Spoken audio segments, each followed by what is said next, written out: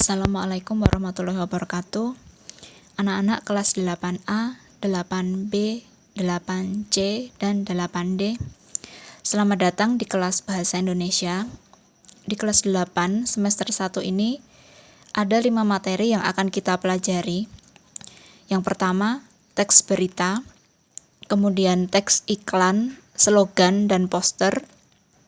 Berikutnya ada teks eksposisi, kemudian ada teks puisi, dan yang terakhir adalah teks eksplanasi.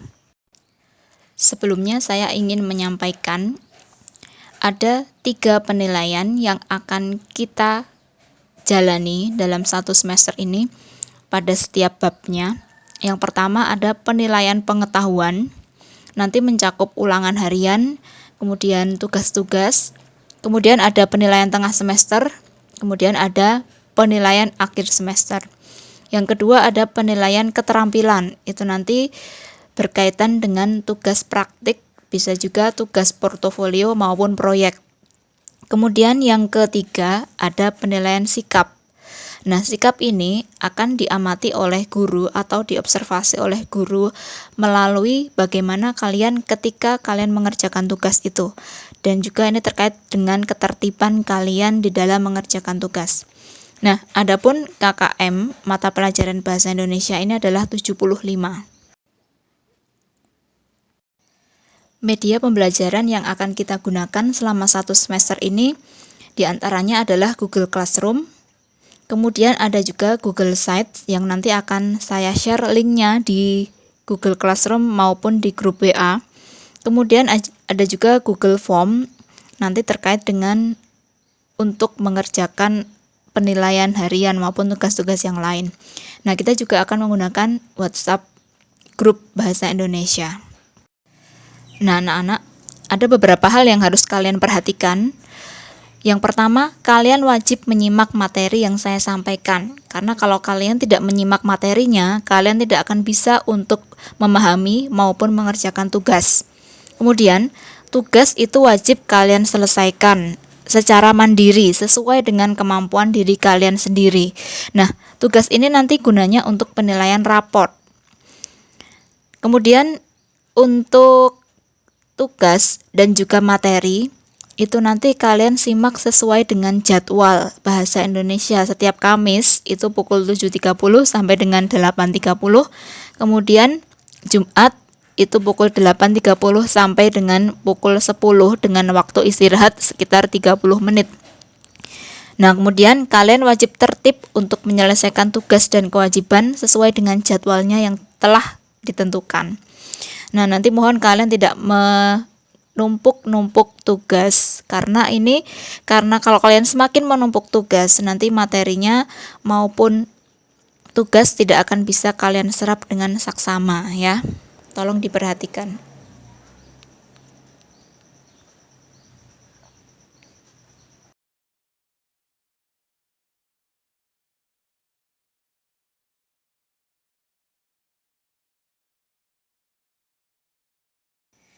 Anak-anak, sekarang kita langsung masuk ke materi pertama, yaitu teks berita. Nah, dalam pertemuan pertama pada hari Kamis 16 Juli 2020 ini, kita akan ada 3 sub materi yang akan kita pelajari, yaitu pengertian berita, kemudian ada ciri-ciri teks berita, kemudian ada unsur-unsur berita. Nah, satu persatu kita akan membahasnya. Dimulai dari yang pertama, adalah pengertian dari berita. Nah, berita merupakan cerita atau keterangan mengenai kejadian atau peristiwa yang hangat, kabar, laporan kejadian, pemberitahuan, maupun pengumuman suatu hal. Nah, berita ini disampaikan sesuai dengan fakta. Jadi kalian tidak bisa mengarang-arang berita, karena harus ditemukan di mana kejadiannya, kapan peristiwa itu terjadi, dan peristiwa apa yang sedang terjadi, bagaimana akhir dari peristiwa itu semua harus bisa kalian temukan. Karena kalau tidak kalian temukan, itu nanti berarti beritanya tidak benar. Ciri teks berita. Nah, agar berita itu menjadi sebuah berita yang baik, tentunya harus memenuhi ciri-ciri dari teks berita. Lalu apa saja ciri-cirinya? Yang pertama, dapat dipercaya atau faktual. Maksudnya faktual itu apa? Jadi teks berita yang disampaikan kepada orang lain itu harus berdasarkan fakta yang ada. Kemudian yang kedua, seimbang, artinya tidak boleh memihak kepada siapapun. Kita di posisi yang netral. Sebagai contoh, misalnya ada berita tentang pemilu. Pemilu di sini ada dua kubu yang sedang berebut untuk meraih kursi menjadi bupati misalnya. Nah, kemudian kita di dalam memberitakan itu tidak boleh yang satu pihak kita unggulkan, kemudian pihak lain kita rendahkan. Nah, itu tidak boleh. Kita harus bisa berpihak netral atau tidak memihak siapapun. Kemudian berita itu harus disampaikan secara lengkap. Yang dimaksud lengkap itu apa? Yaitu mengandung unsur 5W plus 1H. Nah, unsur 5W plus 1H itu nanti apa? Kita akan membahasnya lebih lanjut. Berikutnya, berita itu harus disampaikan dengan menarik. Nah, menarik itu kita bisa melihat dari judulnya. Kalau kita bisa membuat judul yang menarik, tentunya orang akan penasaran untuk menyimak berita itu tentang apa. Kemudian menggunakan kalimat yang sederhana. Nah, yang dimaksud dengan kalimat sederhana, itu kalimatnya tidak berbelit-belit sehingga memudahkan orang lain untuk memahami isi berita yang akan disampaikan. Berikutnya, sistematis.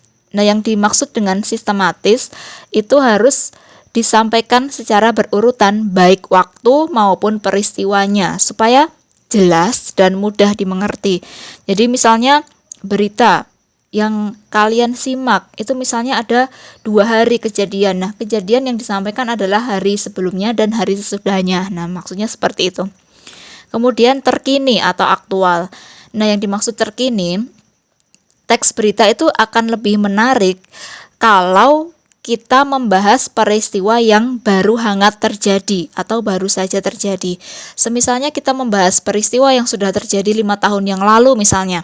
Nah, itu otomatis nanti beritanya menjadi tidak menarik lagi karena beritanya itu bukan lagi sebuah berita yang aktual. Unsur berita ini terkait dengan kelengkapan isi berita.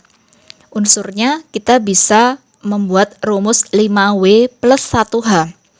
Yang pertama, apa? Yang dimaksud apa di sini adalah peristiwa apa yang diberitakan. Kemudian ada juga siapa. Nah, yang dimaksud siapa itu adalah pihak-pihak yang terlibat dalam peristiwa atau berita tersebut. Kemudian di mana? Itu artinya tempat kejadian peristiwanya. Kemudian yang keempat, ada kapan. Kapan itu terkait dengan waktu terjadinya peristiwa. Kemudian mengapa? Itu nanti terkait dengan alasan atau penyebab peristiwa itu bisa terjadi. Misalnya kecelakaan mobil. Nah, kecelakaan mobil itu disebabkan oleh apa? Misalnya rem blong. Nah, itu seperti itu. Kemudian bagaimana? Itu terkait dengan proses atau hasil peristiwa. Misalnya tadi tentang kecelakaan mobil ya. Nah, prosesnya bagaimana? Diduga pelaku mengantuk sehingga menabrak pembatas jalan. Akibatnya banyak orang yang terluka karena terkena mobil tersebut. Nah, misalnya seperti itu. Itu bagaimana?